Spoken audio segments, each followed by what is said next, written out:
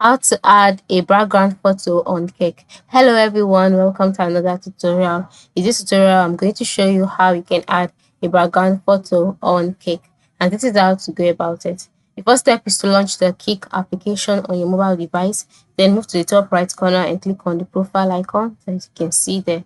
After clicking on the profile icon, on the profiles page you can see the option set background photo, so click on that. And so you have two options. You can either decide to take a photo, or you can choose existing photos from your phone. So select gallery, file manager, wherever the picture that you want to use is located, select it. Then after selecting it, go ahead to select the picture that you want to use as a background photo.